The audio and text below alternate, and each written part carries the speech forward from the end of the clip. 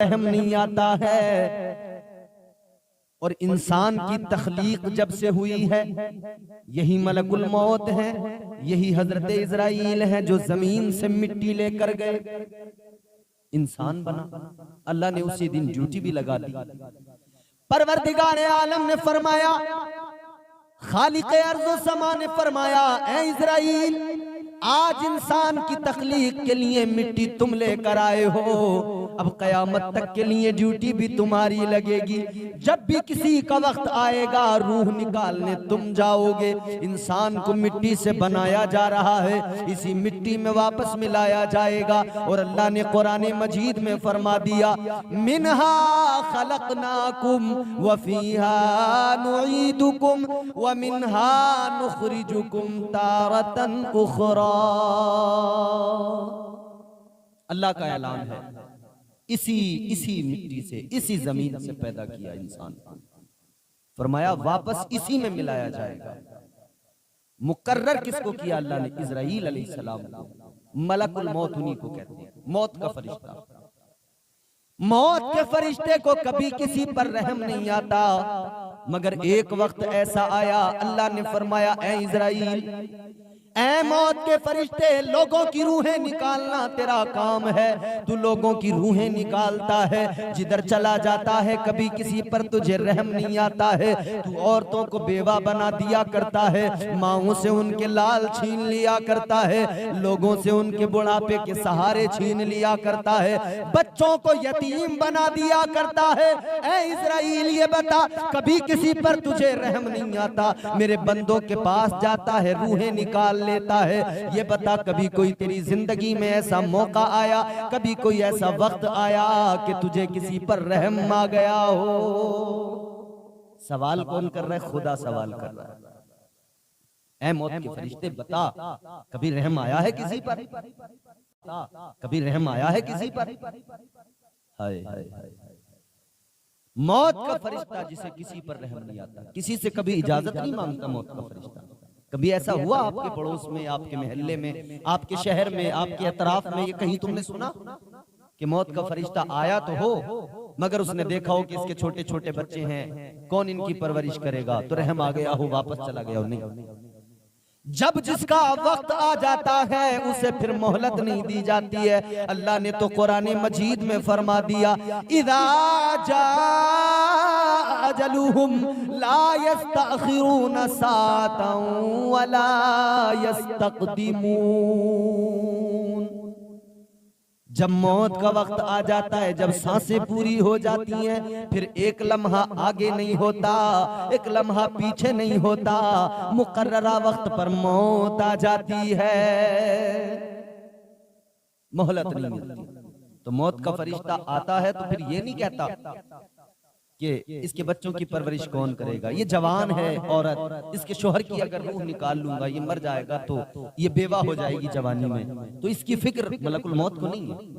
वो तो रब का हुक्म जो होता है उसी पे अमल करते हैं। अल्लाह ने फरमाया, ऐ मलकुल मौत, ये बता, क्या कभी कोई ऐसा मौका आया कि तुझे किसी पर रहम आ गया हो? तू जब रूह निकालने गया हो तुझे रहम आ गया हो?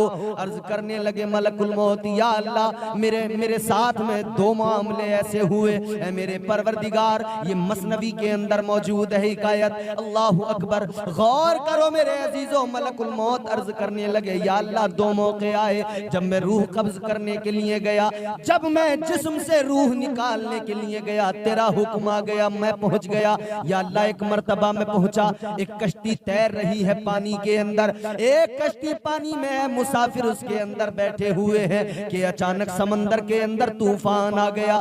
जब समंदर में तूफान आया, कश्ती हिचकोले खाने लगी और आखिरकार ये हुआ कि कश्ती टूट गई, उसके तख्ते बिखर गए। जब तख्ते बिखरे तो एक औरत उस कश्ती के अंदर ऐसी थी कि वो हामिला थी, उम्मीद से थी, बच्चे की विलादत का वक्त था, वो जब एक तख्ते पे आ गई, या अल्लाह तेरी शान, या अल्लाह तेरी कुदरत का नजारा मैंने देखा। दरिया के अंदर हिचकोले खाता हुआ एक तख्ता जा रहा है, उस पर एक औरत है और उसी आलम में एक बच्चे की विलादत हुई। उस औरत के शिकम से एक बच्चे की विलादत हुई, बच्चा दुनिया में आया। या अल्लाह तेरा हुक्म आ गया, ऐ इज़राइल इसकी माँ की रूह को कब्ज कर लो। ऐ इज़राइल इसकी माँ की, इस बच्चे की माँ की जिंदगी पूरी हो गई है। या अल्लाह जब तेरा हुक्म आ गया तो मुझे रहम आ गया। मैंने उस बच्चे की तरफ देखा, उसकी माँ की तरफ देखा, मुझे रहम उस बच्चे पर आ गया, रहम आ गया मौला। मैं सोचने लगा अगर मैंने इस बच्चे की माँ की रूह को कब्ज किया, ये तो अभी पैदा हुआ है, इसकी परवरिश कैसे होगी। मलकुल मौत कहते मौला मुझे रहम आया उस वक्त, मैं इसकी अगर रूह निकाल लूं तो इसकी परवरिश बच्चे की कैसे होगी। मगर मैं अपनी मर्जी से तो कोई काम नहीं करता ना, या अल्लाह तेरा हुक्म था तो मैंने बच्चे की फिक्र न की। रहम तो मुझे जरूर आया, मगर मैंने उसकी माँ की रूह को कब्ज कर लिया। या अल्लाह ये मेरी जिंदगी का एक मौका था कि जब तेरा हुक्म आया रूह भी कब्ज की, मैंने तेरे हुक्म पे अमल करना था, मैंने किया, लेकिन मुझे रहम जरूर आया। अल्लाह ने फरमाया इज़राइल दूसरा मौका वो कौन सा था जब तुम्हें रहम आया। एक बड़ी पते की बात यहां पर मैं अर्ज करूंगा, मगर पहले इस बात को कंप्लीट करते हैं। सुने, अल्लाह ने फरमाया दूसरा मौका कौन सा था जब तुम्हें रहम आया। मौत का फरिश्ता अल्लाह की बारगाह में अर्ज करने लगा, ऐ मेरे मौला, ऐ मेरे परवरदिगार, ऐ मेरे खालिक व मालिक, ऐ रब्बे लम यज़ल व ला यज़ाल, एक मौका और आया जब तेरा मुझे हुक्म मिला, जा फला की रूह कब्ज कर। किसकी रूह कब्ज करने का हुक्म मिला? मलकुल मौत कहते हैं शद्दाद की रूह कब्ज करने का जब हुक्म मिला। शद्दाद को जानते हो कौन है शद्दाद? वो शद्दाद जिसने जन्नत बनवाई,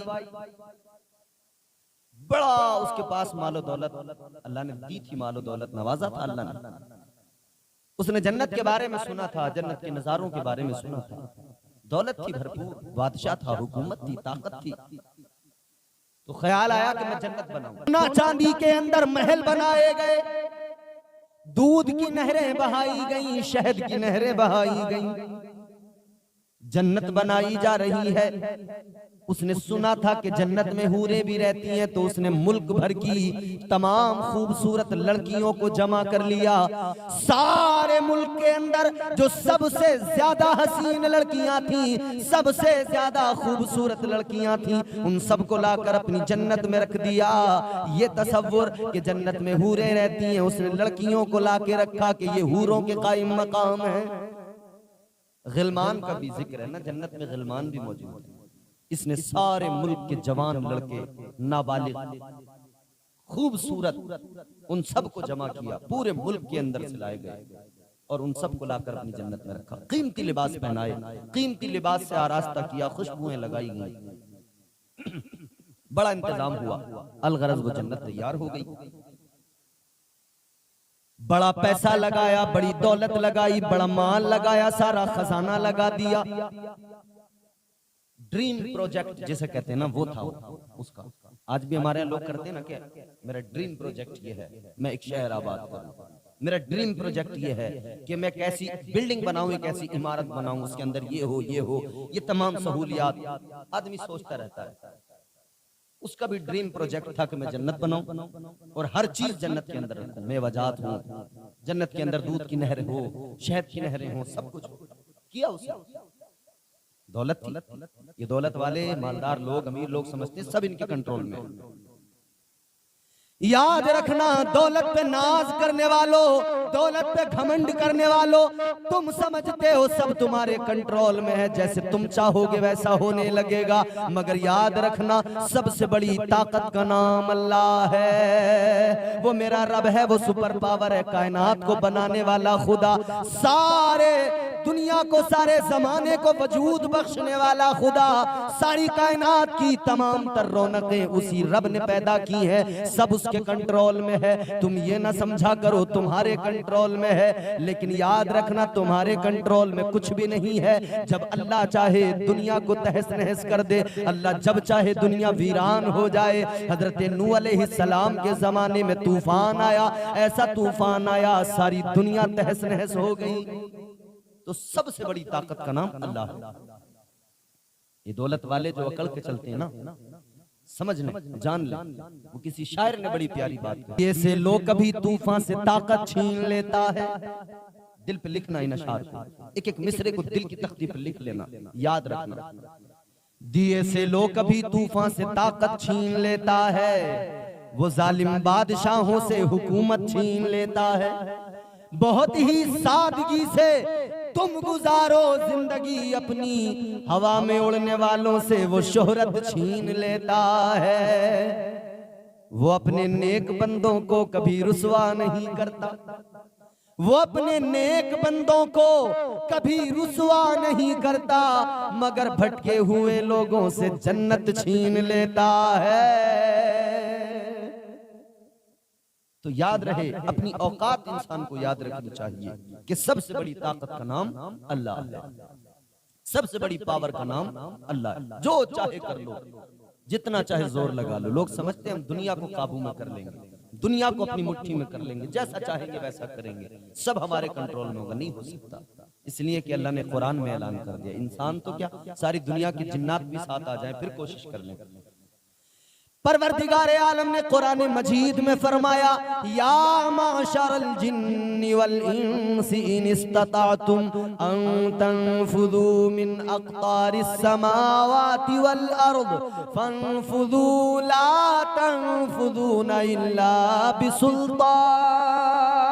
अल्लाह ने कुरान मजीद में फरमाया, सारी दुनिया के इंसान और जिन्नात जमा हो जाए, चाहे जितना जोर लगा ले, चाहे जितनी ताकत आजमा ले, चाहे जितनी जकंदे मार ले, मगर इतना याद रखें, जहां भी जाओगे अल्लाह की कुदरत और उसके जलवे और उसकी ताकत का नजारा करोगे। जहां भी जाओ, कुरान का फरमान है, कौले मोहम्मद कौले खुदा, फरमान न बदला जाएगा। है कौले मोहम्मद कौले खुदा, फरमान न बदला जाएगा। बदलेगा जमाना लाख मगर कुरान न बदला जाएगा। तो शद्दाद ने जन्नत बनवाई, समझता था सब मेरे कंट्रोल में। अब बड़ा शौक था ना, तो एक दिन खबर मिली कि बादशाह अब आप आ जाइए, देख लीजिए। इसने कसम खाई थी कि जब तक पूरी तैयार नहीं हो जाएगी तब तक मैं कदम नहीं रखूंगा। जब पूरी तैयार हो जाएगी, पूरा काम कंप्लीट हो जाएगा, फिनिशिंग सब हो जाएगी, तब मैं जाकर जन्नत को अपनी देखूंगा। अब खबर मिल गई बादशाह तैयार हो गई जन्नत, चलो।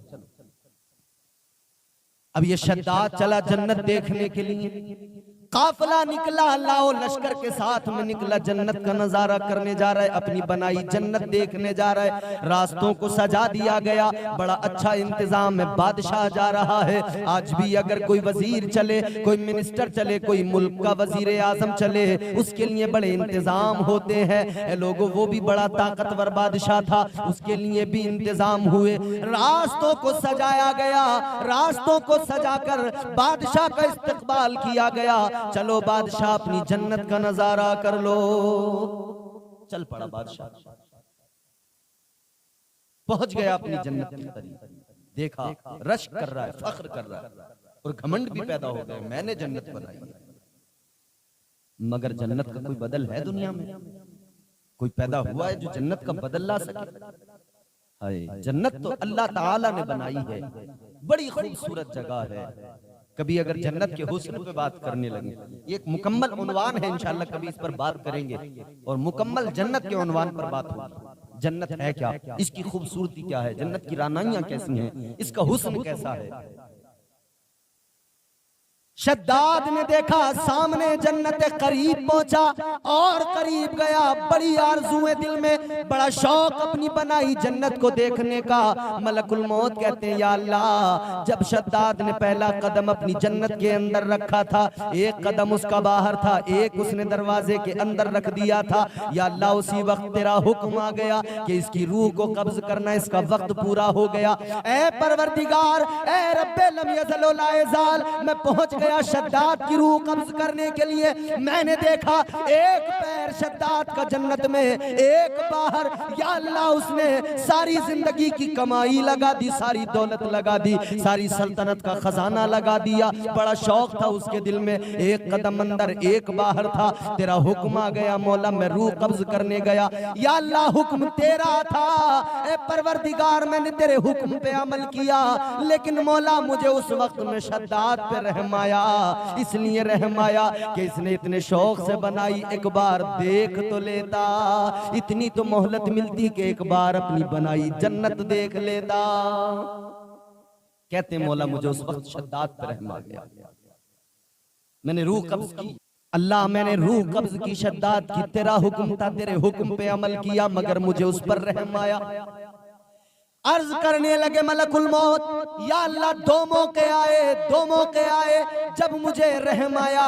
एक वो मौका था जब बच्चा पैदा हुआ, दरिया के अंदर तख्ते पे हिचकोले खाता हुआ वो तख्ता, वहां उसकी माँ की रूह को मैंने कब्ज किया, उस बच्चे पे मुझे रहम आया। और जब शद्दाद ने जन्नत में कदम रखा था, मैंने रूह को कब्ज किया, मगर मुझे यहाँ भी रहम आया। परवरदिगार ने फरमाया, रब्बे लम यज़ल व ला यज़ाल ने फरमाया, खालिक़ अर्ज़ व समा ने फरमाया, ऐ इज़राइल सुनो, तुम्हें दो बार जो रहम आया, दो अलग लोगों पर रहम नहीं आया, एक ही शख्स पर दो बार तुम्हें रहम आया। या अल्लाह, मामला क्या है? अल्लाह ने फरमाया, ऐ इज़राइल, मलकुल मौत, वो जो बच्चा दरिया में पैदा हुआ, कश्ती टूट के बिखर गई, कश्ती के तख्ते पे तैरते हुए माँ ने जिस बच्चे को जन्म दिया था, जिसकी रूह तुमने कब्ज की थी, ऐ इज़राइल, वो शद्दाद ही था। तुम सोच रहे थे कैसे परवरिश होगी, तुम्हें रहम आया था कैसे पलेगा बढ़ेगा, मगर अपने रब की शान देखो, उसको हमने जिंदगी दी, वो पला बड़ा, परवरिश भी हुई। ऐ इज़राइल, मलकुल मौत, उसकी परवरिश हुई, उसे मैंने ताकत दी, दौलत दी, सल्तनत दी, हुकूमत दी, फिर वो शद्दाद बादशाह बना। दुनिया ने उसे बादशाह के हैसियत से पहचाना, शद्दाद के नाम से जाना। फिर जब तुम उसकी रूह कब्ज करने गए, फिर जब उसने जन्नत में कदम रखा था, अपनी बनाई जन्नत में जब उसने कदम रख दिया था, तुम्हें वहां भी रहम आया। ऐ इज़राइल, वो एक ही शख्स था शद्दाद, जिस पर तुम्हें दो बार रहम आ गया था। जब वो पैदा हुआ तब भी तुम्हें उस पर रहम आया था, उसकी माँ की रूह निकालने के वक्त, और जब उसका आखिरी वक्त आया तब भी तुम्हें उस पर रहम आया। बड़ी लतीफ ये मसनवी के अंदर हिकायत मौजूद है मेरे अजीजों। तो अर्ज करने का मकसद ये है, मलकुल मौत को कभी रहम नहीं आता है। जो रब का हुक्म होता है वो रब के हुक्म पे अमल करता है। मौत आती है, वक्त पूरा होता है इंसान का, मलकुल मौत आती है, पकड़ के ले जाते हैं। कोई नहीं बचाता भाई, कोई ताकत नहीं है दुनिया में जो बचा ले। जब अल्लाह की बारगाह से हुक्म आ जाए तो कोई बचाने वाला नहीं, कोई ताकत नहीं बचा सकती है। ये दुनिया के ताकतवर लोग, ये लोग भी जानते हैं, सब कुछ करते हैं, मगर इन्हें भी पता है जब मौत आएगी तो कोई बचाने वाला नहीं होगा। कोई मुकदमा जान को लग जाए, बचाने वाले 10 मिनिस्टर, MLA, सरकारें आ जाती हैं। कोई और झगड़ा फसाद हो जाए, कहीं FIR में नाम आ जाए, बचाने वाले आ जाते हैं। मगर जो FIR वहां से आती है जिसमें अल्लाह की जानिब से लिख के आ जाता है इसका वक्त पूरा हो गया है, तो फिर वहां पर कोई उसे काट नहीं सकता है, वहां पर कोई बचा नहीं सकता है, कोई उस मामले को, उस फैसले को बदल नहीं सकता है, कोई नहीं बदल सकता उस फैसले को। वो एक वाकया हजरत सुलेमान अलैहिस्सलाम के दौर का है। हजरत सुलेमान अलैहिस्सलाम आप बहुत बड़े बादशाह भी गुजरे, अल्लाह के पैगंबर, और बादशाहत अल्लाह ने ऐसी दी कि तमाम अशिया पर अल्लाह ने गलबा दिया। जानवरों पर भी हुकूमत, इंसानों पर भी हुकूमत, हवाओं पर भी हुकूमत, जिन्नात पर भी हुकूमत, दरख्तों पर हुकूमत, चरिंदों परिंद पर हुकूमत। इतनी अल्लाह ने ताकत दी हजरत सुलेमान अलैहिस्सलाम। समझ रहे हैं आप? आपका दरबार लगा हुआ है और आपका दरबार कोई ऐसा वैसा दरबार तो था नहीं, बहुत अजीम शान बड़ा दरबार, इंसान भी बैठे हैं, जिन्नात भी बैठी हैं, और वहां पर अल्लाह की नूरी मखलूक फरिश्ते भी आया करते थे। हजरत सुलेमान अलैहिस्सलाम की बारगाह है, एक आदमी बैठा हुआ है, एक इंसान बैठा हुआ है। हजरत सुलेमान अलैहिस्सलाम के दरबार के अंदर एक आदमी बैठा है। उसने देखा कि एक शख्स है जो उसकी तरफ बड़ी गौर से देख रहा है, घूर के देख रहा है।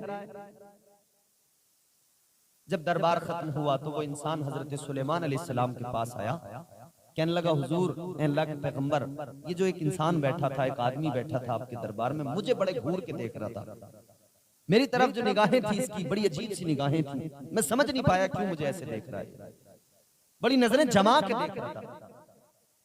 अल्लाह के पैगंबर ने फरमाया, ऐ इंसान सुन ले, वो जो तुझे देख रहा था कोई इंसान नहीं था। ऐ पैगंबर खुदा कौन था? आपने फरमाया वो तुझे देखने वाला कोई इंसान नहीं था, बल्कि वो तो अल्लाह का फरिश्ता मलकुल मौत इज़राइल अलैहिस्सलाम थे। फरमाया मौत का फरिश्ता। अब ये तो घबरा गया, क्या पैगंबर खुदा मौत के फरिश्ते ने मुझे देखा? अल्लाह खैर फरमाया, पता नहीं क्या होगा मेरा। कहने लगा, हुजूर, बस एक मारूजा है आपकी बारगाह में, मुझे डर लगने लगा है, मौत का फरिश्ता मुझे देख रहा है। कहने लगा, अल्लाह के पैगंबर, मेरा एक काम कर दीजिए, मैं यहाँ पे नहीं रुकना चाहता, मुझे किसी दूर दराज के इलाके में भेज दीजिए। हजरत सुलेमान अलैहिस्सलाम की बारगाह में इसने मारूजा पेश किया, ऐ पैगंबर खुदा, मुझे दूर दराज के इलाके में कहीं पहुंचा दीजिए। हजरत सुलेमान अलैहिस्सलाम ने हवा को हुक्म दे दिया, ऐ हवा, इसे उड़ा कर लेकर जा, कहीं दूर दराज पहुंचा दे, कहीं बहुत दूर पहुंचा दे। हवा लेकर गई, हवा ने उसे ले जाकर बहुत दूर पहुंचा दिया। अल्लाह अकबर, गौर करो मेरे अजीजों, हजरत सुलेमान अलैहिस्सलाम की बारगाह में एक दिन जनाबे मलकुल मौत, मौत के फरिश्ते जनाब इज़राइल अलैहिस्सलाम आए। हजरत सुलेमान ने फरमाया, ऐ इज़राइल, हमारे दरबार के अंदर एक इंसान बैठा था, तुम उसे बहुत घूर के देख रहे थे, उसे तुमने बहुत गहरी नजरों से देखा है। हजरत मलकुल मौत अर्ज करने लगे, ऐ पैगंबर खुदा, मैं उसको इसलिए देख रहा था कि अल्लाह की जानिब से उसकी मौत का हुक्म आ गया था, मुझे उसकी रूह कब्ज करनी थी, और मुझे जो वक्त मिला था कि इस वक्त पर रूह कब्ज होगी, मैं सोच रहा था दूर दराज के इलाके में इसकी रूह कब्ज होनी है, अल्लाह का हुक्म है, और ये अभी तक यहाँ बैठा है, वहां पर नहीं पहुंचा है। मैं सोच रहा था वहां पर कैसे पहुंचेगा, लेकिन ऐ पैगंबर खुदा, जब उसकी मौत का वक्त आया और मैं उस जगह पे पहुंचा जिस जगह को अल्लाह ने मुकर्रर किया था उसकी मौत के लिए, मैं जब उस दूर दराज के इलाके में पहुंचा, उस जगह पर पहुंचा, तो मैंने क्या देखा कि मेरे पहुंचने से पहले वो आदमी वहां मौजूद था। कोई नहीं बचाता। तो सुपर पावर अल्लाह है। जितने करते हैं ना लोग ये ताकत का नशा, दौलत का नशा, इख्तिदार का नशा, मनसब का नशा, जब मौत आती है ना फिर कोई नहीं बचाता। तो कुरान ने क्या कहा, मिनहा खलकनाकुम, बेशक अल्लाह फरमाता है, अल्लाह का ऐलान है, इसी मिट्टी से, इसी जमीन से, इसी मिट्टी से अल्लाह ने पैदा किया, वफीहा नुईदुकुम, और इसी में वापस मिला दिया जाएगा। मौत का फरिश्ता आता है, रूह निकालता है। और भाई, तेरी मेरी औकात ही क्या है? मौत का फरिश्ता तो नबियों के पास गया, पैगंबरों की बारगाह में, रसूलों की बारगाह में, वलियों की बारगाहों में, सबके पास गया ये मौत का फरिश्ता। हजरत इब्राहीम अलैहिस्सलाम की बारगाह में जब मलकुल मौत पहुंचे, मौत का फरिश्ता पहुंचा, कहने लगा, ऐ पैगंबर खुदा, वक्त आ गया, वक्त पूरा हो गया। अल्लाह के पैगंबर, आपका वक्त पूरा हुआ, विसाल का वक्त आ गया, जाहिरी तौर पे आपका पर्दा होना है, अब आपकी जिंदगी जो जाहिरी जिंदगी है उसके इख्तिताम का वक्त आ गया है। पैगंबर खुदा जनाब इब्राहीम अलैहिस्सलाम ने फरमाया, ऐ मलकुल मौत, अल्लाह की बारगाह में मेरा पैगाम पहुंचा दे, अल्लाह की बारगाह में जाकर कह दे, ऐ मौला, एक तरफ तो तूने मुझे अपना खलील कहा है, मुझे अपना दोस्त कहा है, और अल्लाह का कुरान में ऐलान है, वत्तखज़ल्लाहु इब्राहीम खलीला। हजरत इब्राहीम अलैहिस्सलाम फरमाते हैं, मौला, तूने तो मुझे अपना दोस्त कहा, ए अल्लाह तू मुझे अपना दोस्त भी कहता है, तो या अल्लाह ये भी बता, दोस्त क्या कभी दोस्त को मारता है?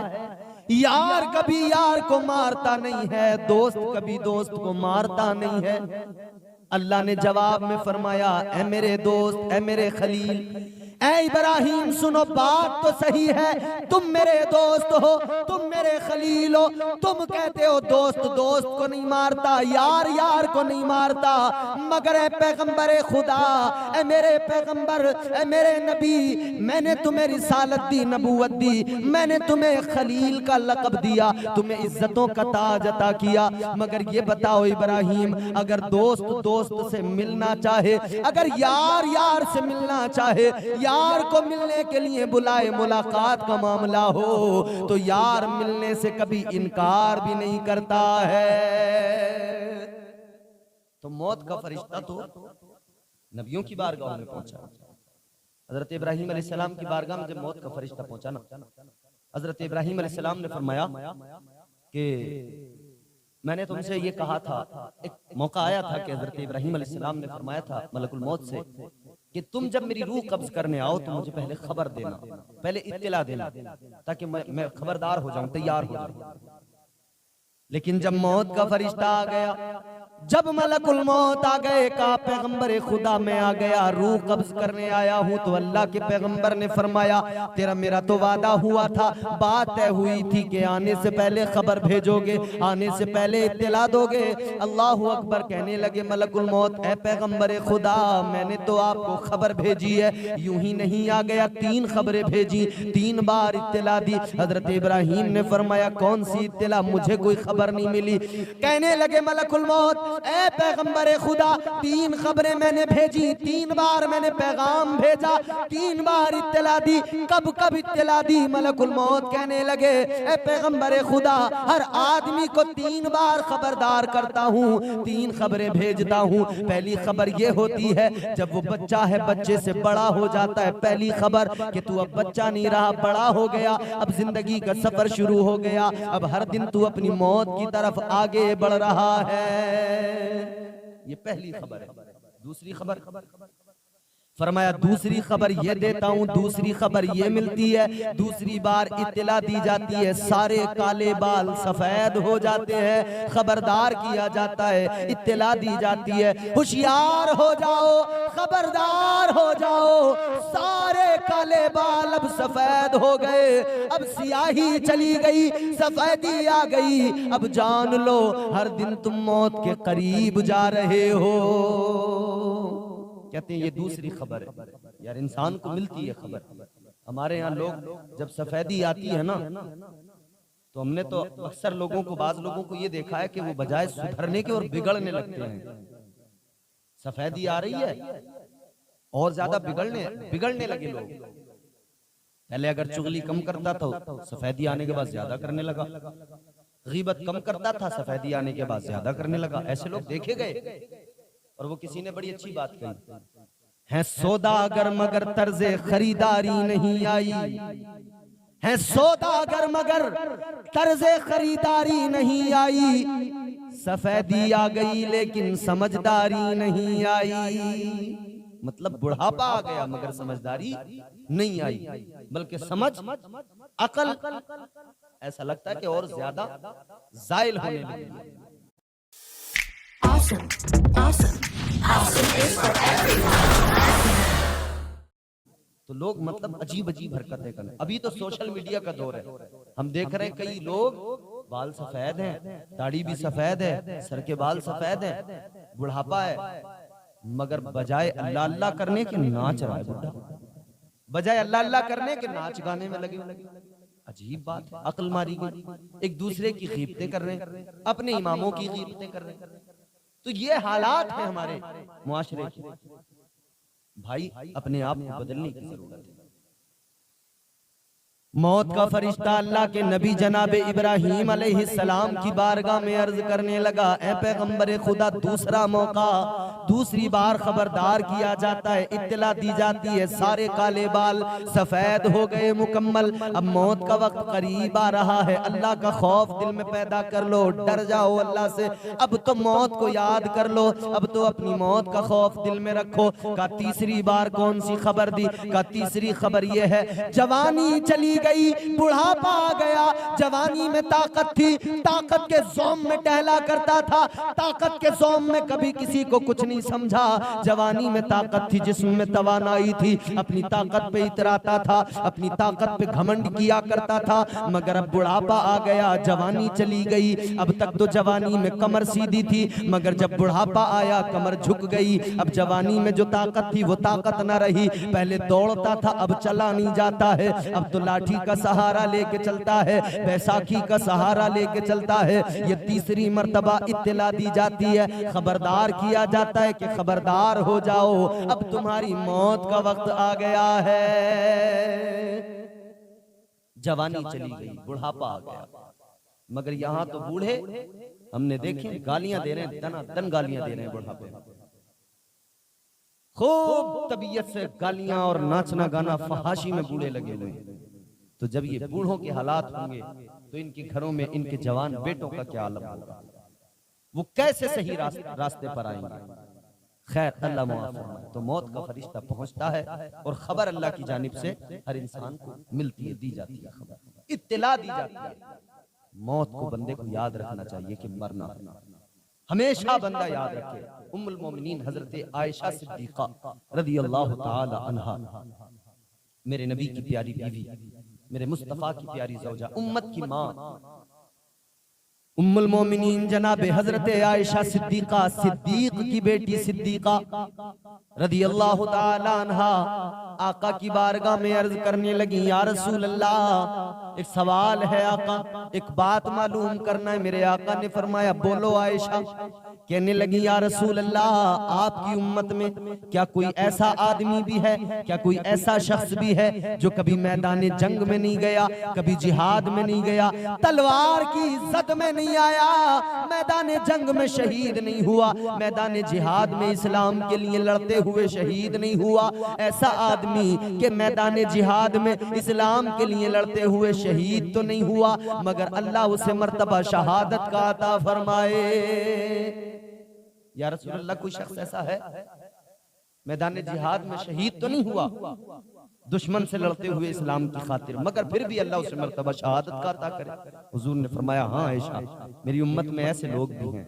या रसूल अल्लाह, कौन है वो लोग? अब हुजूर का फरमान सुनो, खुदा की कसम दिल धड़क जाएगा, तड़प जाओगे आप। मेरे आका ने फरमाया, वाली कौनैन ने फरमाया, मदीने के सुल्तान ने फरमाया कि ए आयशा सुनो, मेरी उम्मत में ऐसे लोग भी मौजूद हैं, मैदान जिहाद में इस्लाम के लिए लड़ते हुए वो शहीद नहीं हुए, मगर कल मैदान में शर्म अल्लाह उन्हें मर्तबा शहादत का अता करेगा, शहीदों के जुमरे में खड़े होंगे, शहीदों के साथ में खड़े होंगे। कौन होंगे या रसूल अल्लाह? मेरे आका ने फरमाया, वो इंसान, वो शख्स, मेरा वो उम्मती जो रोजाना दिन में 3 मर्तबा अपनी मौत को याद करता है, अल्लाह उसे मर्तबा शहीदों का अता फरमाता है। तो मेरे भाई, मौत को याद रखें। हुजूर फरमाते, जो दिन में 3 मर्तबा अपनी मौत को याद करे उसे मर्तबा शहीदों का मिलता है। मलकुल मौत जाते हैं, हजरत इब्राहिम की बारगाह में गए, फिर यही मलकुल मौत है हजरत मूसा अलैहिस्सलाम की बारगाह में गए। और हजरत मूसा अलैहिस्सलाम की बारगाह में जब गए, बड़ी लतीफ बात है, सुने तवज्जो के साथ। हजरत मूसा अलैहिस्सलाम जलीलुल कद्र पैगंबर अल्लाह के, क्या शान है जनाब मूसा अलैहिस्सलाम की, अल्लाह अकबर। कितनी रिवायतें, कितने वाकयात हम सुनते हैं, कुरान में जिक्र मौजूद है हजरत मूसा अलैहिस्सलाम के वाकयात। अल्लाह ने क्या शान दी, एक लाठी हाथ में है, सामने से जादूगरों ने सांप छोड़े हैं, इधर से मूसा अलैहिस्सलाम को हुक्म हुआ लाठी को जमीन पर छोड़ो, आपने लाठी को जमीन पर छोड़ा, वो लाठी अजदहा बनी, वो अजदहा बना और उसने सारे सांपों को निगल लिया, बाद में फिर वो लाठी बन गई। ये मौजज़ा अल्लाह ने अता फरमाया। फिरौन के मुकाबले में अल्लाह ने किसे भेजा? मूसा अलैहिस्सलाम को भेजा। तो आज भी जो फिरौन हमारे दरमियान है ना, फिरौन वक्त, इनके लिए भी यकीनन खुदा ने इस दौर के अंदर भी कोई न कोई ऐसा तो भेजा होगा जो इन फिरौनों का खात्मा करेगा। और क्या हुआ उस फिरौन का? बड़ी ताकत थी मगर फिर भी गर्क हुआ ना।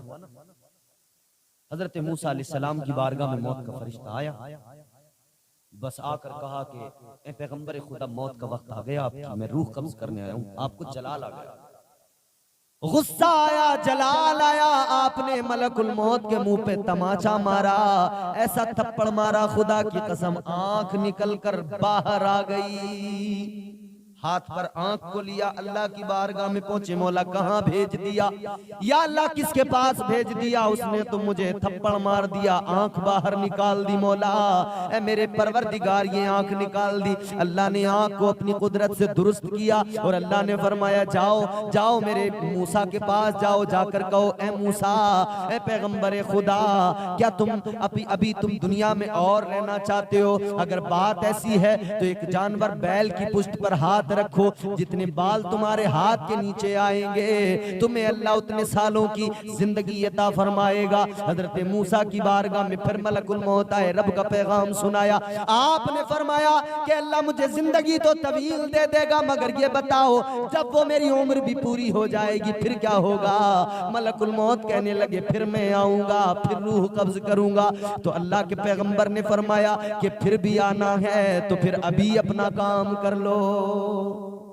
कहा कि फिर भी तो आना ही है ना तुम्हें, वो उम्र भी अगर पूरी हो जाएगी फिर भी तुम आओगे। तो कहा फिर अब देरी क्या करना, फिर भी आना ही है तो अभी अपना काम करो।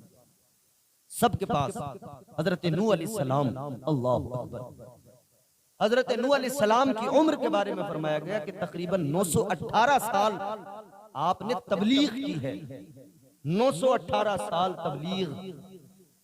तो अब उम्र का अंदाजा करें आपके हजरत नूह अलैहिस्सलाम की उम्र कितनी रही होगी, कितनी उम्र। हजरत नूह अलैहिस्सलाम को इतनी तवील उम्र मिली, मगर उनके पास भी मलकुल मौत पहुंचे।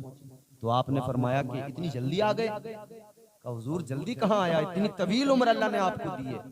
हजरत नूह अलैहिस्सलाम फरमाते हैं कि ये उम्र जो मेरी गुजरी है ना, फरमाते हैं कि ये मुझे ऐसा लगा कि मैं किसी एक दरवाजे से अंदर गया और दूसरे दरवाजे से बाहर निकल गया।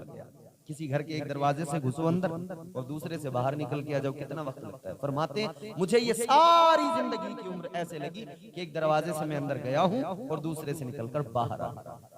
ये है भाई, तो वो इतनी तवील उम्र, मगर फिर भी मौत का फरिश्ता आया तो आपने कहा बड़ी जल्दी आ गई। हमारी तो उम्र कितनी हो रही है अब? हमारे दरमियान 50-60 साल, 70-80 साल बहुत हो गई भाई, 100 साल तो कोई कोई पहुंचता है, इतनी कम उम्र है। हजरत नूह अलैहिस्सलाम की बारगाह में खातून एक ज़ईफा आई थी, आकर कहने लगी है पैगंबर खुदा, एक मारूजा लेके आई हूं, मेरे लिए जरा दुआ कर दो। आपने फरमाया क्या बात है? वो ज़ईफा, वो खातून कहने लगी है पैगंबर खुदा जरा दुआ कर दो, मेरे बच्चों की उम्र बड़ी कम होती है, अल्लाह बेटे तो देता है उम्र कम होती है, जल्दी मर जाते हैं, जरा दुआ करो अल्लाह मुझे औलाद दे तो उनकी उम्रें भी लंबी कर दे। हजरत नूह अलैहिस्सलाम ने फरमाया ए खातून बता तेरे बच्चों की उम्रें कितनी होती है? कहने लगी ए पैगंबर खुदा, कोई मेरा बच्चा 100 साल में मर जाता है, कोई 200 साल में मर जाता है, इतनी कम उम्रें मिलती हैं। आज हमारी उम्र कितनी हो रही है? 50, 60, 70, 80। वो 100-200 साल की उम्र को कह रही है पैगंबर खुदा बड़ी कम उम्र होती है। दुआ कर दो अल्लाह की बारगाह में, अल्लाह मेरे बच्चों की उम्रें तवील कर दे, औलाद दे तो उम्रें भी लंबी दे। हजरत नूह अलैहिस्सलाम ने सुना, मुस्कुराए, आप फरमाने लगे 100-200 साल की उम्रों पर तू कह रही है कम उम्र अल्लाह देता है, मगर सुन ले एक जमाना ऐसा आएगा, एक ऐसी उम्मत दुनिया में आएगी उनकी उम्रें बड़ी मुख्तसर होंगी। कहने लगी कितनी होंगी? आपने फरमाया 50, 60, 70, 80, 100 या बहुत मुश्किल से कोई 100 के पार जाएगा, इतनी उम्रें होंगी। बड़ी हैरान हुई वो सुनकर, कहने लगी पैगंबर खुदा इतनी कम उम्रें होंगी उनकी? कहां इतनी कम? वो औरत कहने लगी जब इतनी कम उनकी उम्रें होंगी, इतनी छोटी सी जिंदगी मिलेगी तो वो तो कुछ भी नहीं कर पाएंगे जिंदगी में, न घर अच्छे बना पाएंगे न कुछ और कर पाएंगे। हजरत नूह अलैहिस्सलाम ने इतना सुना, फरमाने लगे ऐ खातून सुन ले, उन लोगों को अल्लाह उम्रें तो छोटी देगा, जिंदगी उनकी बड़ी मुख्तसर होगी, मगर घर वो ऐसे बनाएंगे कि उनसे पहले किसी ने बनाए नहीं होंगे। वो आलीशान महल और इमारतें बनाएंगे कि उनसे पहले किसी ने नहीं बनाए होंगे। उस औरत ने जब सुना उसे बड़ा ताज्जुब हुआ, कहने लगी इतने कम इतने कम उम्र और इतनी कम जिंदगी होगी, मगर महल बनाने में लगा देंगे, घर बनाने में, दुनिया बनाने में। कहने लगी है पैगंबरे खुदा, अगर मुझे पता लग जाए कि मेरी उम्र इतनी कम है, कहने लगी अगर मुझे इल्म हो जाए, मालूम हो जाए मेरी उम्र इतनी कम है, तो ऐ पैगंबरे खुदा मैं कोई दूसरा काम न करूं जिंदगी में, बस एक ही काम करूं, इबादत करती रहूं और अपने रब को राजी करने में सारी जिंदगी गुजार दूं, सजदों में सारी जिंदगी गुजार दूं, रब का कुर्ब हासिल करने में सारी जिंदगी गुजार दूं। मगर हम बेखबर हैं, हम बिल्कुल बेफिक्र हैं। इसीलिए तो कुरान ने कहा ना कि इंसान घाटे में है, इंसान खसारे में। अल्लाह ने फरमाया कुरान में, पूरी एक सूरह मुबारक है, छोटी सी सूरत है, सूरह वल अस्र। क्या फरमाया अल्लाह ने? परवरदिगार आलम ने कुरान मजीद में फरमाया वल अस्र इन्नल इंसाना लफी खुस्र इल्लल्लज़ीना आमनू व अमिलुस्सालिहाति व तवासौ बिल हक़ व तवासौ बिस्सब्र। कुरान में अल्लाह ने फरमा दिया वल अस्र, जमाने की कसम, वक्त की कसम, जमाने की कसम। अल्लाह ने जमाने की कसम उठाई और आगे क्या फरमाया? इन्नल इंसान लफी खुस्र, बेशक इंसान घाटे में है, नुकसान में है, खसारे में। हम समझते कामयाब हो गए, घर अच्छा बना लिया, हमने समझा हम फायदे में हैं, बहुत पैसा कमा लिया, जमीनें खरीद ली, हम समझते हम फायदे में, मगर कुरान कहता है घाटे में है इंसान। बिल्डिंग हमने बनाई, हमने समझा हम फायदे में हैं, हमने बड़ा काम कर लिया, हम मुनाफे का सौदा कर बैठे, लेकिन कुरान कहता है घाटे में है इंसान। जमीनें खरीदी, हमने कहा फायदे में, कुरान ने कहा नुकसान में है। हमने दुनिया सवारी, सब कुछ किया, हमने बड़े बड़े आलीशान महल बनाए, कारोबार बड़े उम्दा कर लिए, कुरान ने कहा घाटे में है। ए मौला माजरा क्या है? हम समझ रहे हैं हम फायदे में हैं, हम समझ रहे हैं हम कामयाब है, मगर कुरान कह रहा है घाटे में है इंसान। तो या अल्लाह फायदे में इंसान कब होता है? कौन फायदे में होता है? तो अल्लाह का कुरान कहता है इल्लल्लज़ीना आमनू, फायदे में वो है जो अल्लाह और उसके रसूल पर ईमान ले आया। पहला वो फायदे में जो ईमान लाया। तो अब पता लग गया ना, ये अडानी अंबानी चाहे जितना कारोबार फैला लें, जितना चाहे, ये एलन मस्क चांद पर क्यों ना चले जाएं, वहां पे जाके प्लॉटिंग क्यों ना कर लें, वहां जमीनें क्यों ना बेच दें, सब कुछ कर लें, मगर फायदे में हरगिज नहीं है, घाटे में, नुकसान में। कुरान ने कहा नुकसान में है। कौन है फायदे में? वो जो ईमान लाया। खुश नसीब है हम और आप कि हम अल्लाह उसके रसूल पर ईमान रखते। फायदे में वो जो ईमान लाया। तो ये पहला वो फायदेमंद इंसान जो ईमान लाया। मगर यहीं पर बात खत्म नहीं होती। ईमान क्या है? ईमान एक खाली जमीन, एक खाली प्लॉट की तरह है जिस पर कुछ बना हुआ नहीं है। ईमान एक खाली प्लॉट की तरह है, खाली जमीन की तरह।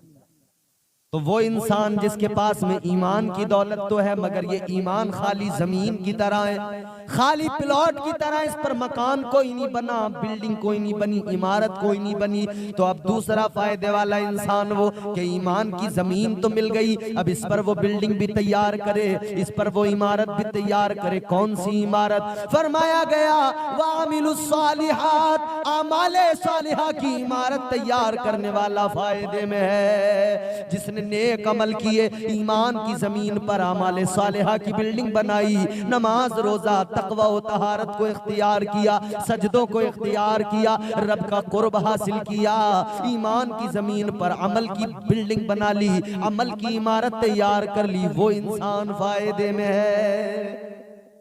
ये है फायदा, ये फायदे की बात है। और बाकी